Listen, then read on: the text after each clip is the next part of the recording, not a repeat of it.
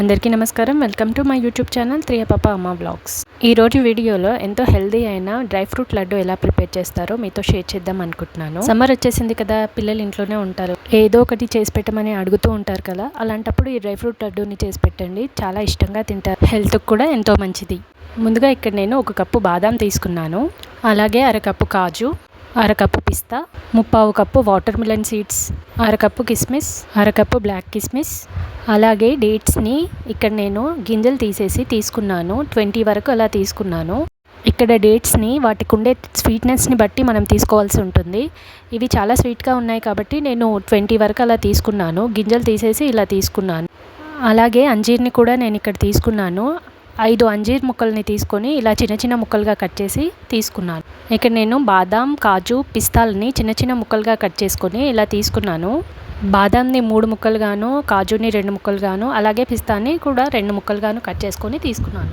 నా దగ్గర dry fruits ఇవి ఉన్నాయి కాబట్టి నేను వీటిని తీసుకున్నాను. మీరు కావాలనుకుంటే పంకిన్ సీడ్స్, సన్ఫ్లవర్ సీడ్స్ని కూడా యాడ్ చేసుకోవచ్చు.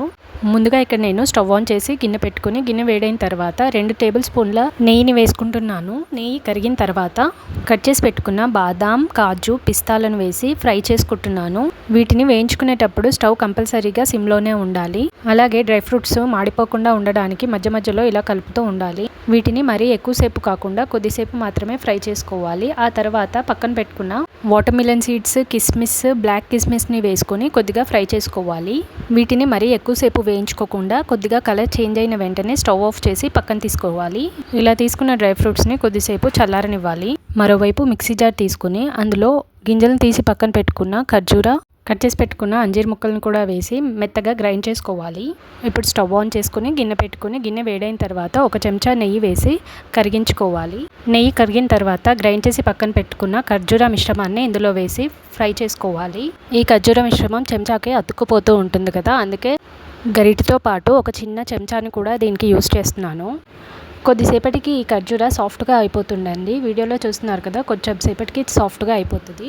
ఇలా చెంచాతో ప్రెస్ చేస్తూ ఖర్జూర మిశ్రమాన్ని బాగా ఫ్రై చేసుకోవాలి.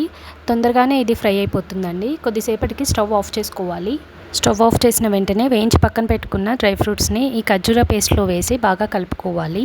వీడియోలో చూపిస్తున్నట్టు వేడి గిన్నెని స్టవ్ పైనే అలాగే పెట్టి ఇలా కలుపుకోవాలి. గట్టిగా మొత్తం కలిసేలాగా కలుపుకోవాలి. ఈ మొత్తాన్ని అన్నింటినీ కలుపుకున్న తర్వాత కొద్దిసేపు అలాగా పక్కన పెట్టుకొని చల్లార్చుకోవాలి.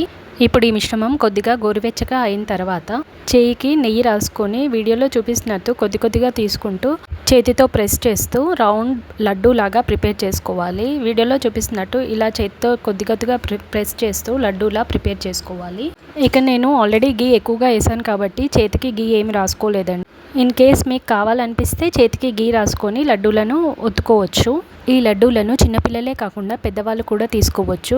రోజుకి 1 తిన్నా మంచి ఇమ్యూనిటీ బూస్టర్ లాగా పనిచేస్తాయి. డ్రై ఫ్రూట్స్ అన్నీ మనకు అందుబాటులో ఉంటే కేవలం 20 నిమిషాల్లో మనము ఈజీగా ప్రిపేర్ చేసుకోవచ్చు అండి healthy and tasty dry fruit laddu. అంతే అండి ఈరోజు వీడియో. ఈ వీడియో కనుక మీకు నచ్చినట్లయితే లైక్ చేయండి, షేర్ చేయండి, కామెంట్ చేయండి. అండ్ నా యూట్యూబ్ ఛానల్ని ప్లీజ్ సబ్స్క్రైబ్ చేసుకోండి.